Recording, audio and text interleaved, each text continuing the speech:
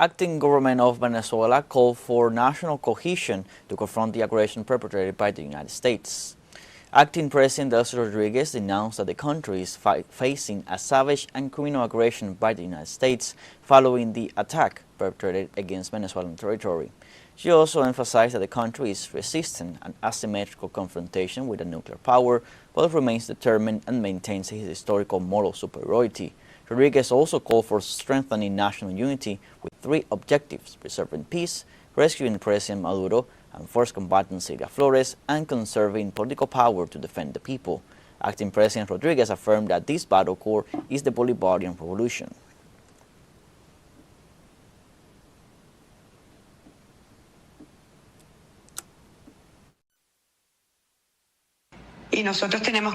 And we have to proceed with patience and strategic prudence, with very clear objectives, brothers and sisters, clear objectives. The first of these is to preserve the peace of the Republic. The second is we have to rescue our people. Someone told us, well, they are going to be permanently blackmailing you with the president and the first combatant.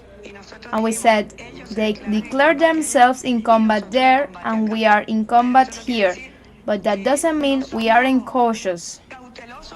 Every step we take, every strategy we implement, we do so with that in mind. And the third point is to preserve political power, because if the Bolivarian Revolution is not in political power, well, imagine the fate of this country. Moreover, Rodriguez assured Venezuela possesses a moral and historical superiority with which it will confront the disproportionate aggression of the United States. And just as I say that the military battle is unequal, I must say that we have a moral and historical superiority that inspires us to resist. We are in a time of resistance, and that resistance must be a victorious one. We have to live here stronger in our unity, stronger in the cohesion of the country. We have to unite the country because it is a battle that must be fought by Venezuela as a whole, but the core and the driving force is the revolution, and that is how it should be, and we have to commit ourselves to that. And on Monday, Venezuela began the second half of the 2025-2026 school year with complete normality despite the recent U.S. military attack against the country. The Ministry of Education informed that children and young people across the country are returning to classrooms after the December holiday period. According to authorities, the country's educational institutions are in optimal condition thanks to a rehabilitation and preventive maintenance plan promoted by President Nicolás Maduro. In addition, all educational institutions are guaranteed the school feeding program, which provides breakfast, lunch, and snacks to students as part of the Bolivarian government's social protection policies. And in the Dominican Republic, political and social organizations also demonstrated support and solidarity with Venezuela while rejecting the United States government's aggression. During the activity, protesters demanded the return of Venezuelan President Nicolás Maduro, who was kidnapped by the U.S. along with his wife Celia Flores as part of a strategy of political and military destabilization. Demonstrators also condemned any form of foreign military intervention in the internal affairs of peoples, pointing out that the rhetoric of fighting drug trafficking covers up geopolitical interests linked to the control of natural resources. Despite the rain, demonstration took place without incident, reaffirming the solidarity between the peoples.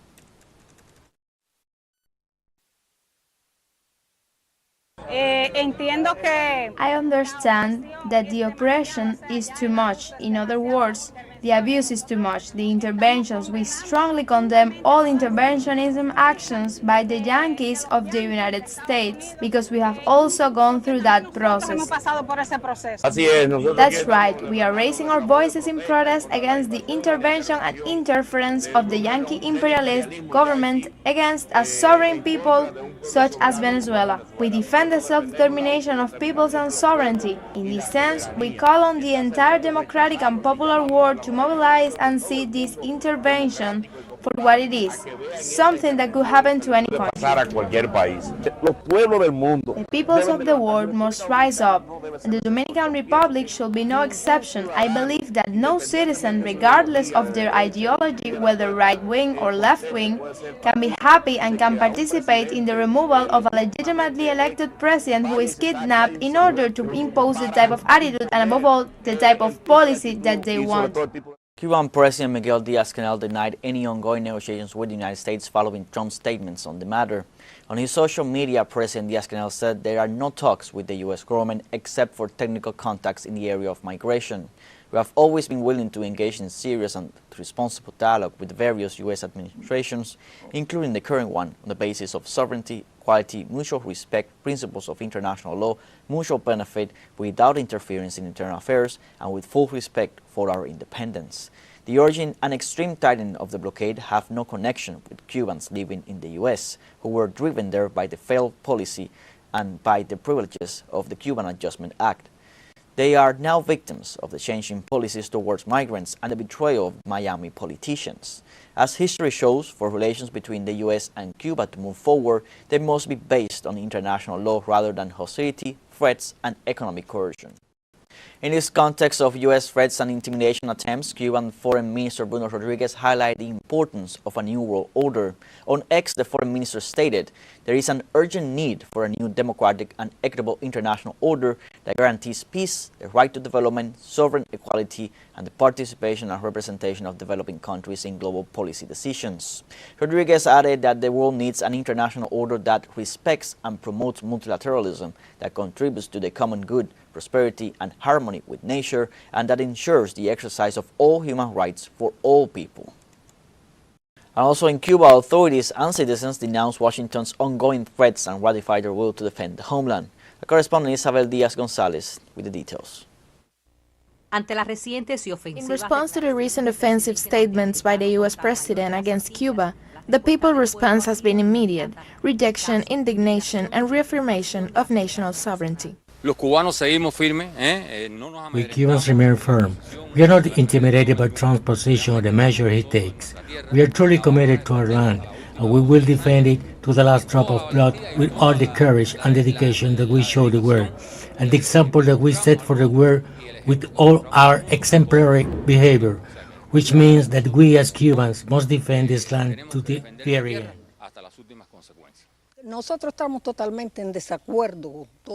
We totally disagree with all of Trump's nonsense and lies. And he needs to know that we as Cubans are the heirs of Antonio Maceo. We are the heirs of Fidel Castro, not because we are related to him, but because we share and defend their ideas. And really, the only thing we said, as Maceo said, is whoever tries to take over Cuba will only collect the dust from its blood-soaked soil if they don't perish in the struggle. And as Fidel said, homeland or death, we will prevail, socialism or death.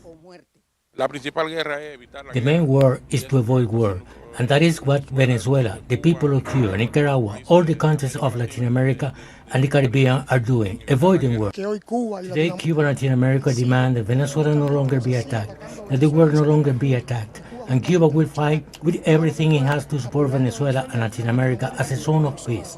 And well, we are already in combat. Los líderes de Cuba, encabezados por el Cuban leaders, led by the first secretary of the Central Committee of the Communist Party and President of the Republic, Miguel Díaz-Canel, the head of the National Assembly of People's Power and the Council of States, Esteban Lazo Hernández, Prime Minister Manuel Marrero Cruz, and Foreign Minister Bruno Rodríguez Parrilla firmly emphasized on their social media that the island will not give in to the threats or blackmail. Hay algo que no nos gusta, y no nos gusta que nos amenacen. No nos gusta que traten de intimidarnos. No nos gusta. Además, nuestro pueblo hace tiempo que ha perdido ya la idea de lo que es el miedo. Cuba confirms that no external threat or imperialist pretension will break its independence or its will to exist. Con cámara de José Llero, Isabel Díaz González, telesur, La Habana, Cuba.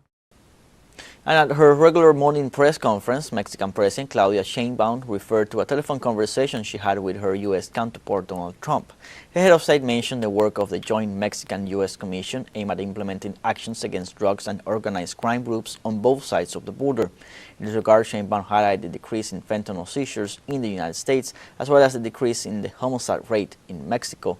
In addition, Claudia Sheinbaum stated that during the conversation with the U.S. President, the Mexican government made clear its position regarding the defense of its national sovereignty. Acting government of Venezuela called for national cohesion to confront the aggression perpetrated by the United States. Acting President teleSUR Rodriguez announced that the country is facing a savage and criminal aggression by the United States following the attack perpetrated against Venezuelan territory. She also emphasized that the country is resisting an asymmetrical confrontation with a nuclear power, but remains determined and maintains its historical moral superiority. Rodriguez also called for strengthening national unity with three objectives: preserving peace, rescuing President Maduro, and forced combatant Silvia Flores, and conserving political power to defend the people. Acting President Rodriguez affirmed that this battle core is the Bolivarian Revolution.